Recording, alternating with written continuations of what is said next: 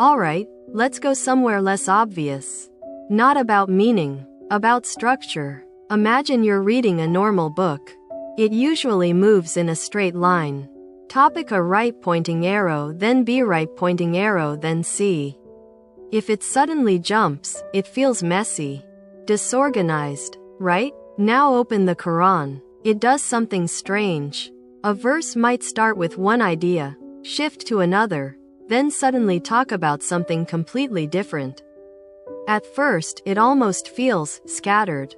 But here's the unusual part. If you zoom out, those shifts are not random. They are orbiting around a hidden center. Let me give you a simple analogy. Think of a conversation between two close friends. They jump between topics, a memory, a joke, something serious, then back to something small. To an outsider, it looks chaotic. But for them, there is an invisible thread connecting everything. Many Quranic passages work like that. Not linear, but radial. Everything circles a core idea, instead of marching in a straight line.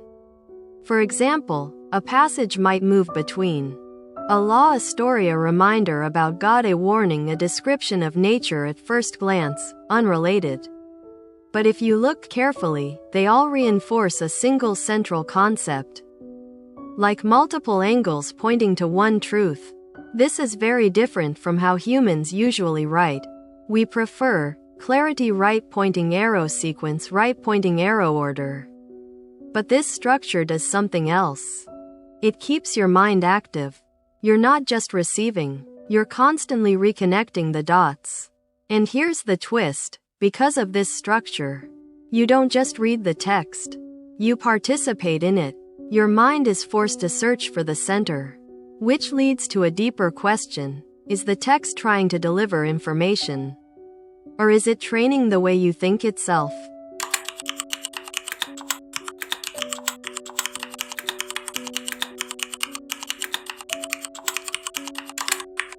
Good, now we're getting more precise.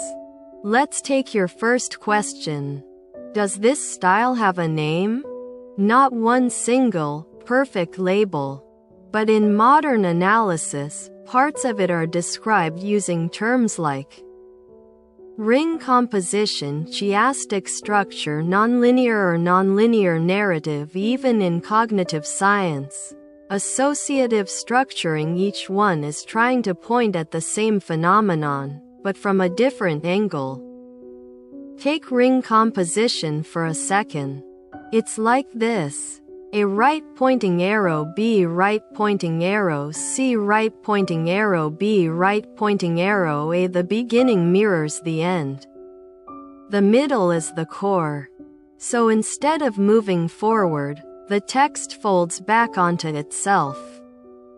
But here's the catch: in many Quranic passages, it's not just a neat ring. It's more fluid. Sometimes multiple mini-rings. Sometimes overlapping patterns. Sometimes a central idea with layers orbiting it. Which is why scholars often just say, this is a highly structured, non-linear composition. Now your second question is the real one. Is there any advantage? Or is it just stylistic? At first glance, linear writing seems superior. It's clean, efficient, easy to follow, like a manual. But think about something different. Think about how your mind actually works. Not when you're solving a math problem, but when you're thinking about life. Your thoughts don't go, point 1 right pointing arrow, point 2 right pointing arrow, point 3. They jump. A memory triggers an idea. That idea connects to a feeling. That feeling brings up a completely different concept. Yet somehow, it all makes sense to you. This nonlinear style mirrors that. It speaks closer to how the mind naturally processes meaning. And that creates a few advantages. First, it's more memorable, because patterns, symmetry, and repetition stick better than straight lines. Second, it's more engaging. You're not passively consuming, you're actively connecting. Third, and this is subtle, it allows multiple layers to coexist. A linear text often locks you into one track, but a radial structure lets different ideas reinforce each other simultaneously. But here's the interesting twist.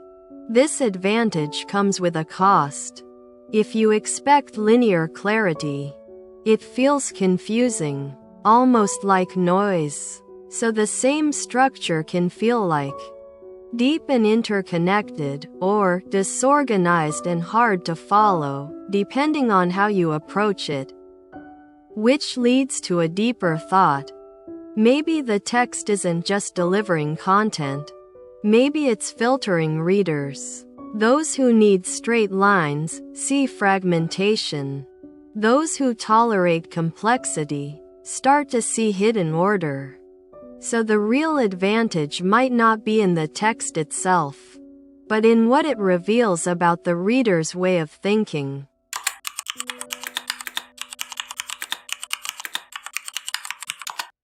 Alright, let's not keep it abstract. Let's actually walk inside a few passages and feel this structure. 1. Surah al-Baqarah, 221-39. A large ring at first. This section feels like a sequence. A call to worship God, a challenge about the Quran, a warning to disbelievers, a promise to believers. Then suddenly, the story of Adam feels like a jump, right? But if you map it, it forms a pattern.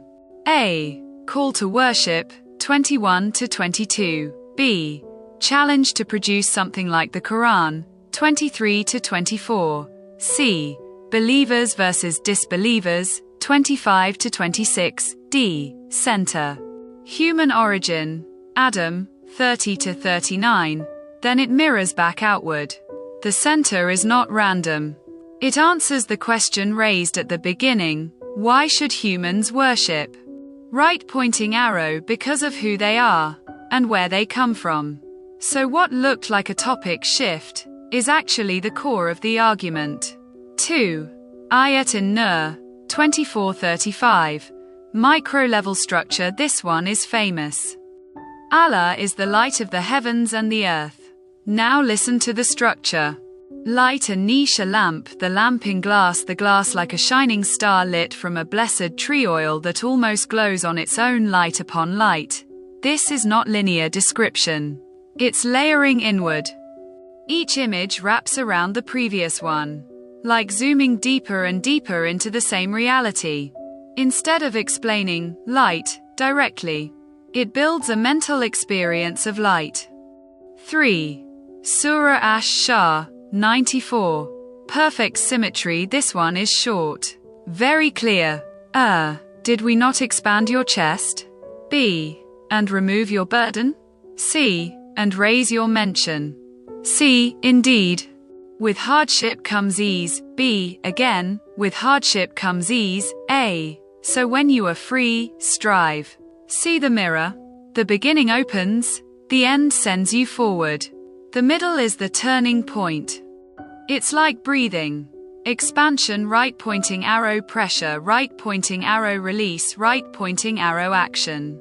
4. Surah al-Kawthar, 108. Extreme compression, just 3 verses.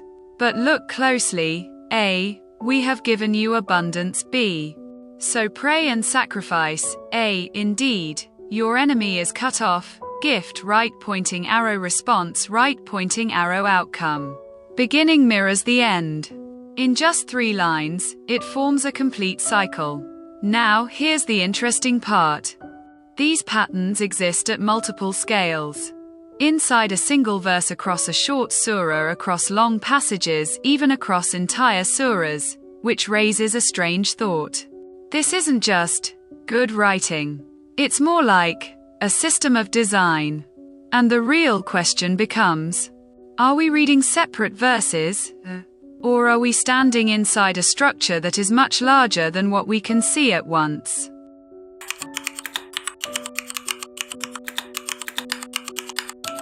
Let me leave you with something a bit unsettling. When we started, it looked like we were analyzing a text. Features, structures, patterns, almost like examining an object from the outside. But if you think about everything we touched on, meanings that expand with the reader, structures that force you to connect, patterns that only appear when you step back, there's a quiet shift happening. At some point, you're no longer just studying the text. The text starts studying you. Think about it in a very real way. Two people read the same passage. One says, "This feels disconnected." Another says, "There's a hidden symmetry here." Same words, different experience. So what changed? Not the text, the observer. Which leads to a strange possibility. Maybe the Quran is not designed to be fully understood in a single pass, but to reveal different layers depending on who is reading it, almost like a landscape. From the ground, you see trees. From above, you see patterns. And here's the twist I want to leave you with. What if the purpose of such a text is not just to give answers, but to quietly upgrade the way you perceive reality itself?